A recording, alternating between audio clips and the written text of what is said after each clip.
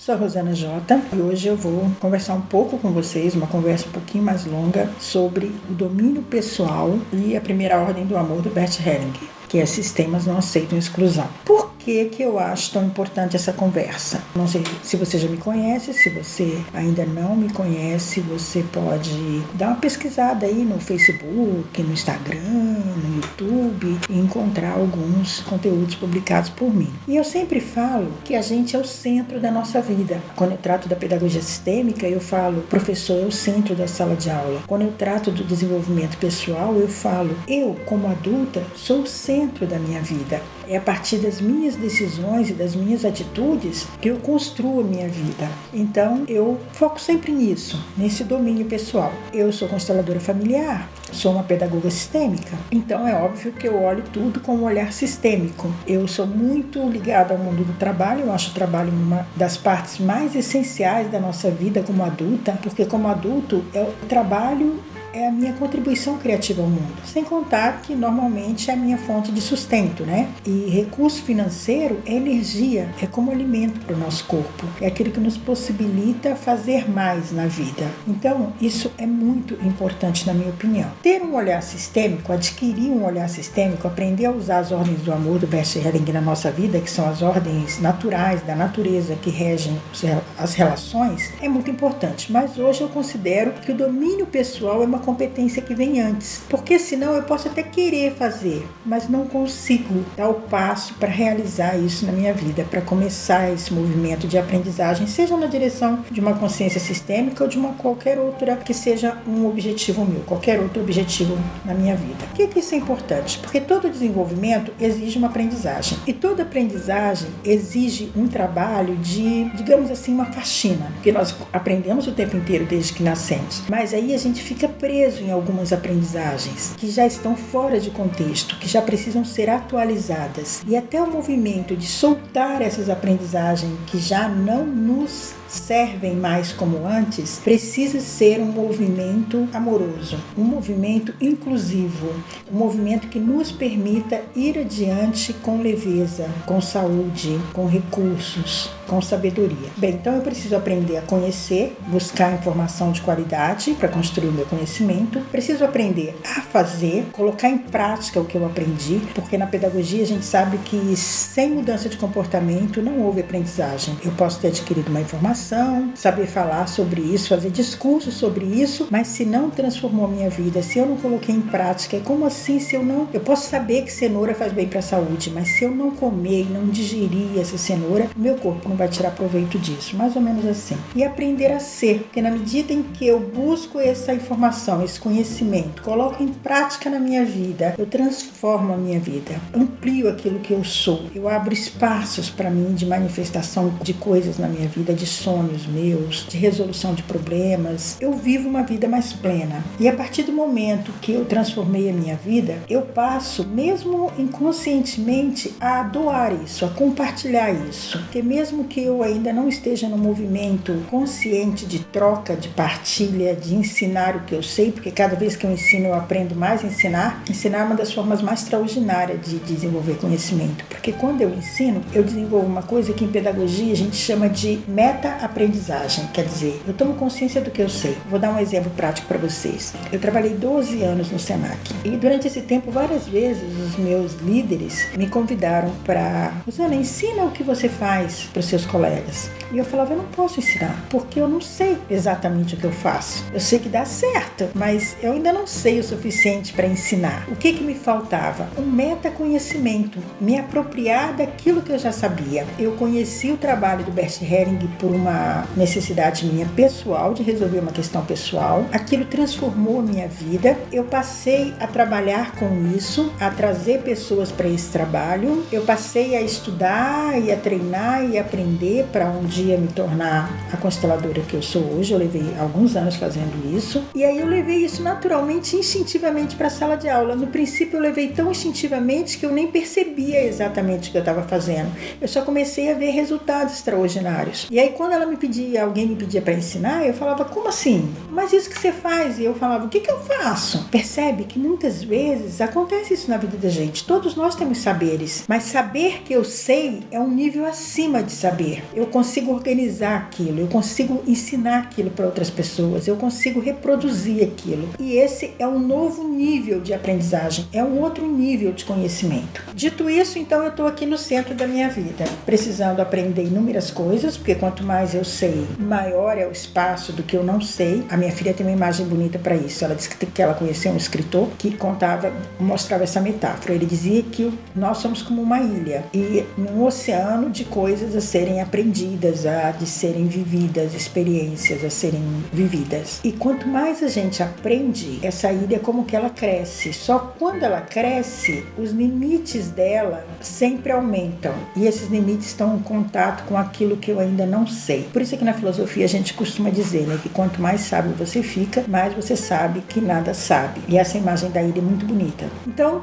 eu olho para o ser humano e tenho essa proposta para vocês, de vocês olharem para vocês enquanto indivíduo como um sistema. O Bert Helling nos diz, que esse alemão extraordinário que deixou um legado para a humanidade, assim, que a gente não tem nem ainda como mensurar o tamanho do trabalho do Bert Helling, do que ele nos ofereceu. E sistemas não aceitam exclusão. Então, eu como indivíduo sou um sistema? Sim. Aqui a gente vai agora refletir um pouquinho sobre essa ordem do amor da inclusão, a importância dela nesse domínio pessoal, nessa capacidade que eu tenho de gerenciar a mim mesmo para transformar a minha vida na direção do que eu quero, ou para sustentar na minha vida aquilo que eu quero sustentar e estou perdendo. Os problemas assim não tem critério, né? Porque cada um enfrenta os seus, mas ter essa capacidade de fazer o necessário para conseguir chegar onde eu quero, seja isso o que for. Sim, cada um de nós é um sistema. Se a gente for olhar só o nosso corpo físico, a gente sabe que aqui dentro tem sistema musculatório, sistema ósseo, sistema sanguíneo, circulatório, sei lá. A gente aprende isso na biologia, não é só no nosso corpo físico. Hoje a gente sabe que a gente tem esse corpo físico, um corpo emocional, um corpo espiritual, um corpo mental. A gente organiza assim para compreender essa complexidade que nós somos, né? Para simplificar, eu escolhi um modelo para a gente olhar para a nossa relação, para as relações, porque o difícil são as relações, né? E a sistêmica trata das relações. Por exemplo, eu posso ter um corpo físico saudável, mas se o meu emocional não estiver bem, ele não vai se relacionar bem com o meu corpo físico e eles vão adoecer.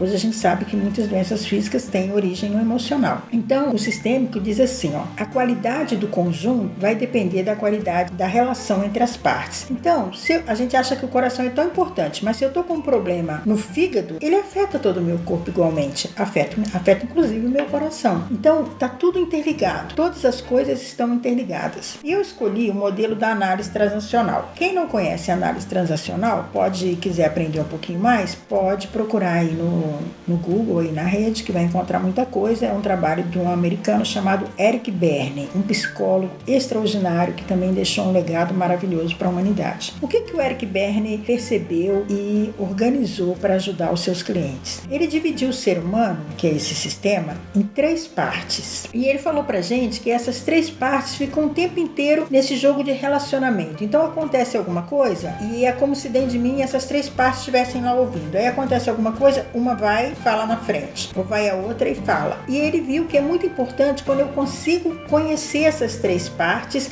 e perceber quando é uma ou outra que está tomando a cena, tomando a frente, reagindo. E na medida em que eu consigo gerenciar isso, melhora muito a minha qualidade de vida. Eu resolvo muito dos meus problemas. Quais são essas 3 partes? A primeira parte que existe dentro de mim é uma criança. Todas as experiências e todas as informações que eu registrei no meu subconsciente, na minha mente, chame como quiser, durante a minha infância. Esse bloco bloco que se chama Minha Criança vai ficar dentro de mim e vai sempre estar presente e participar da minha vida. Na outra ponta, eu tenho um bloco que é assim, a tradição da minha família, a tradição da minha cultura, sabe? Eu faço assim porque eu sou brasileiro. Aquelas regras que a gente tem do que é certo, do que é errado, essas coisas que a gente fala tem que ser assim ou tem que ser assado. Cada família tem um jeito, cada cultura, cada povo tem um jeito. Então, se eu sou americano, eu tenho um jeito, se eu sou alemão, eu tenho outro, se eu sou brasileiro, eu tenho outro, e cada família tem o seu. E aí a gente fala assim, mas a minha mãe era assim, mas o meu pai fazia assim. E a gente tem essa parte dentro da gente, internalizado na gente, não é isso? Então a gente fala que a gente tem o nosso pai, a nossa mãe, tem a nossa criança, e a gente também tem esse adulto que a gente constrói, que a gente está tratando aqui agora, que é desse adulto ser o centro, ele gerenciar a relação entre essas duas partes e tudo o que acontece na vida dele. Esse adulto, ele é aquela parte que quando acontece um evento e você reage impulsivamente, com muita irritação, ou mesmo com muita euforia, muito com emocional, geralmente é a nossa criança que está tomando a frente. Mas também quando eu reajo com muita criatividade, com muita vontade de aprender, com muito encantamento diante das coisas, também é essa criança. Essa criança tem um lado positivo, que é me trazer essa curiosidade, essa vontade de aprender, essa alegria de viver, esse prazer diante do novo, mas ela também tem as dificuldades, que é, por exemplo, agir de uma forma impensada, se precipitar, às vezes ser muito emocional, muito reativa, não reflete muito, por aí, dá para entender, né? E quando é esse lado que é o nosso pai, as nossas crenças, os nossos legados aí, culturais, familiares, é muito aquela parte mais restritiva, ó,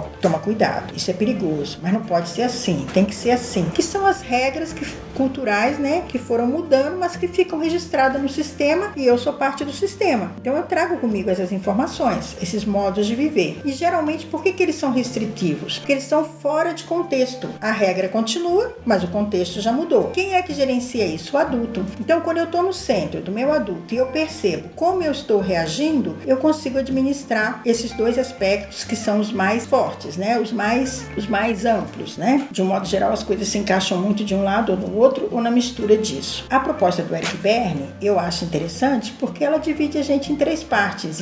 Existem N outras propostas, né? Por exemplo, na pedagogia sistêmica eu trabalho muito com a proposta do Rudolf Steiner, que divide a vida da gente em setênios. Isso é muito interessante para a educação. A gente sabe, a gente não deve ter preconceito. Na sistêmica a gente inclui tudo faz parte. Nenhum conhecimento é desperdiçado ou veio do nada, veio de uma realidade, de uma necessidade prática. Então resta saber onde aplicá-lo. E aqui eu estou escolhendo do Eric Berne porque é bem simples. Então o essencial é simples, né? Por que isso? Porque na questão do domínio pessoal entra muito a vitimização. A gente sempre tem 10 motivos para não fazer algo, ou para parar de fazer algo, ou para achar 10 mil dificuldades para investir no nosso crescimento, na transformação da nossa vida. Ah, porque não pode, ah, porque ninguém faz assim, ah, porque todo mundo faz assim, ah, porque eu não tenho dinheiro, ah, porque eu não tenho tempo. Não, daí vai a vitimização, é quase como uma pandemia, um vício cultural geral, generalizado. Mas por que a gente faz isso? É defeito nosso? Quando alguém fala pra mim, ah, você tá sendo infantil, é como se estivesse me acusando de um defeito? É um defeito? Não, não é, gente. A vitimização é uma estratégia que eu uso para não assumir as responsabilidades da vida adulta. Porque como adulta a gente faz escolhas, quer dizer, não dá para fazer omelete sem quebrar ovos. Só que quebrar ovos ofende o pintinho que tá lá dentro, né? O dono dos ovos. Sempre alguém fica insatisfeito, não dá para agradar gregos, troianos, como a gente diz, né? Então, qual é o objetivo da vitimização? É ficar inocente. Não é que eu não quero fazer. Eu quero fazer, mas eu não posso por isso, mas eu não posso por aquilo. Então, eu tenho muito essa dificuldade de assumir que simplesmente eu não vou fazer, eu não quero fazer. No momento eu tenho outras prioridades. E aí eu invento uma série de desculpas para justificar um não fazer, um não me movimentar em determinada direção. Então, não é à toa, é uma estratégia e tem um objetivo. Esse objetivo é ficar inocente, estar sempre bonzinho, nunca ser acusado de nada, estar sempre certo. O plano B para isso, a gente tem um plano B para isso. O plano B é aquela coisa de ficar em cima do muro, vendo para que lado vai dar o vento, para a gente poder seguir a corrente e nunca errar. A criança pode ter essa ilusão do tipo, nunca errar, ser perfeito. Às vezes a pessoa chega para mim e fala assim, Rosana, ninguém gosta de mim. Eu falo, como ninguém quer? quem? Você está incluindo só os japoneses ou os chineses também? Porque tem chinês pra caramba lá na China, entendeu? Todo mundo é uma coisa que nem existe. E a gente precisa refletir sobre essas falas nossas, porque essas falas falam daquilo que nós precisamos aprender, olhar, daquilo que nos limita. Então você vê, se eu quero ser perfeito, ninguém nem sabe o que é esse tal de perfeito. Eu vou fazer um vídeo só sobre o perfeito, prometo, porque é uma coisa interessante. Eu gosto de falar sobre o perfeito, porque é muito sofrido a gente que ter essa mania de perfeição, né? É sofrido para quem está em volta da gente, mas é muito mais sofrido pra gente. Bem, então a vitimização é só uma estratégia? É uma estratégia. E ainda a gente faz uma confusãozinha aí que eu vou conversar aqui com vocês agora. A gente confunde muito responsabilidade com comprometimento. Então, às vezes eu me vitimizo até para uma coisa que eu quero fazer, entendeu? Aí eu acho assim, eu não sou responsável o suficiente para fazer isso. Ou então a gente fala para alguém, você foi irresponsável. Bem, se eu pedir para alguém fazer alguma coisa e essa pessoa não tem a habilidade para fazer aquilo, não faz nem sentido, porque a palavra responsabilidade, ela inclui duas palavrinhas, resposta e habilidade. Significa o quê? Eu tenho a habilidade necessária para responder a isso que estão me pedindo, isso que a vida está exigindo de mim? Não. Se eu não tenho, eu não posso, porque eu não tenho essa habilidade para responder essa necessidade. Por exemplo, alguém precisa que se faça o almoço. Eu não sei cozinhar, então eu não tenho a habilidade de cozinhar, eu não posso fazer o almoço. Simples assim. Aí eu posso dar uma seguinte opção, olha, cozinhar eu não posso porque eu não tenho essa habilidade, mas eu posso comprar, porque eu tenho os recursos necessários para fazer isso e a habilidade de pegar o telefone e ligar aí, pedir uma comida e que será entregue aqui em casa. Percebe a diferença? Agora, quando eu me comprometo a fazer algo que eu sei que eu posso fazer, eu tenho essa habilidade, e na hora eu não faço, ou faço mal feito, aí o que está envolvido é outra coisa, é o comprometimento, o meu nível de comprometimento. Percebe isso? O meu nível de compromisso com o meu nome. Sabe quando antigamente dizia assim, hoje a gente assina contrato, né? Se assinar contrato fizesse todo mundo realmente cumprir, a gente estava numa situação bem melhor. Mas antigamente dizia assim, valia a palavra. Quem tem palavra, a palavra é sim, sim, não, não, e assume a responsabilidade para aquilo que tem habilidade para resolver ou a condição de resolver, e tem compromisso com aquilo que assume, não tem problema, né? Não precisa nem assinar contrato. O contrato vira só uma formalidade. Mas quem não tem, não faz a diferença, tanto que a gente vê isso no nosso dia a dia. Mas o comprometimento mais importante é esse comprometimento comigo mesmo, porque às vezes é muito mais fácil eu me comprometer com o outro do que comigo. A gente se deixa para segundo lugar, para terceiro lugar, para quarto lugar, e isso daí é o começo da tragédia, porque a gente é o centro, a gente precisa ter para dar, precisa poder olhar primeiro para a gente mesmo, sem achar que isso é egoísmo, porque na nossa cultura também a gente aprendeu um pouco que quem pensa em si é egoísta, é isso, aquilo, né? E aí dá um tanto de gente bonzinho cacado na vida, bonzinho e fracassado. Aí a gente fala, nossa, eu não sei por que tudo dá tão errado na vida dela, ela é tão boazinha. Mas é por isso, ela é tão boazinha que ela não tem tempo para cuidar da própria vida dela. Então acontece desse jeito. Sem contar, essa vitimização, ela tem uma outra origem cultural. Ela também vem muito de uma idealização cultural que a gente tem da infância, como se fosse uma época perfeita. Sabe aquela síndrome de Peter Pan? Eu quero continuar criança. Ser criança era o bom. É bom ser criança, né? A idealização da infância, a idealização de uma inocência. Tem até a música do Renato Russo, eu acho que é do Renato Russo que fala, né? A inocência vai me proteger. Sim, ela vai, mas a gente precisa tomar um cuidado, né? Como tudo na vida, para não usar isso de uma forma que vai me adoecer, me enfraquecer. Por exemplo, também a idealização da juventude. A gente foca às vezes tanta energia em se manter aparentemente jovem, porque na nossa cultura isso é muito importante. E aí a gente coloca tanta energia nisso, né? E aí tem consequências, porque é como se a gente tentasse segurar o vento. Dá para segurar o vento, né? Sei lá. Mas você acha que vocês entendem o que eu quero dizer? A gente se propõe tarefas e entra em tarefas que todo mundo diz que é importante, mas será que são realmente importantes? Será que sou eu que estou decidindo a minha vida? Ou se eu estou sendo só levado pela multidão, levado pelo modismo cultural, levado pela pressão social e dessa forma sendo, de certa forma, até manipulado, né? Para a gente viver bem, conseguir gerenciar essas três instâncias nossas que o Eric Berne nos propõe, eu preciso adquirir uma educação emocional. Isso é uma coisa incrível. Nós não tivemos uma educação emocional. Nós vivemos uma época em que o emocional foi excluído. O emocional era considerado coisa de mulher histérica, ou de mulheres frágeis, ou de crianças. Homens não têm emocional, homens parece que não sentem, que não são gente. Você ia para o trabalho e tinha que deixar os problemas em casa. Problemas é o sentir, né? Porque o pensar, a gente pode sentar e discutir, fazer aquele tanto de reunião que a gente faz no mundo do trabalho, né? Até tentar chegar no consenso. Mas o emocional, ele é muito pessoal. Ele é muito de cada um, o meu sentir. E hoje nós sabemos que esse mundo emocional, esse mundo virtual que sempre existiu dentro de nós, ele determina mais de 90% das nossas atitudes. Sabe aquilo? A gente sabe o que tem que fazer, sabe o que quer fazer, sabe como deve ser feito, já pensou as estratégias, mas na hora H não sai, não funciona. E a gente está adoecendo demais comportamentalmente. A gente fala assim, a depressão é a doença do século, aí tem síndrome de pânico, aí tem crise de ansiedade, aí tem TDL, TDI, TDO. É um monte de sigla para problemas comportamentais que tem a origem na dificuldade de gerenciar o nosso emocional, porque nós nem o conhecemos, nós não tivemos uma educação emocional. E esse é o nosso próximo assunto. Me proporcionar uma educação emocional independente da minha idade, aliás, a gente fala assim, eu tô velho para aprender isso. A vantagem de estar velho é que você aprende mais rápido, determinadas coisas, é claro, né? Aquilo que eu levava uma semana para fazer, às vezes agora eu resolvo em um dia e ainda sobra tempo. Então, desenvolver essa educação emocional é muito importante. Aprender a conhecer os meus sentimentos, as minhas emoções. Emoção é uma reação mais ou menos física, mais ou menos instintiva. O sentimento já é quando eu olho para essa emoção e já reflito sobre ela, já elaboro ela um pouco mais. É importante a gente aprender a diferenciar uma coisa da outra, aprender a se conhecer para a gente poder se gerenciar. A gente não tem como administrar uma coisa que a gente não conhece, não é verdade? Como não tem como dirigir um carro sem você conhecer como dirigir. Bem, o TED do Abílio Diniz, eu acho que quem assistir vai ser importante. E aí, às vezes, a gente quando faz esse levantamento da nossa vida, e muitas vezes a gente sente assim, nossa, mas minha vida tá uma droga. Se a minha vida tá uma droga, então é mais ainda o momento de eu parar, pegar um papel, colocar tudo ali, porque quando eu coloco, eu vejo do lado de fora. É como se eu colocasse pra fora e eu pudesse ver. Aquilo fica concreto, não fica tudo misturado dentro de mim,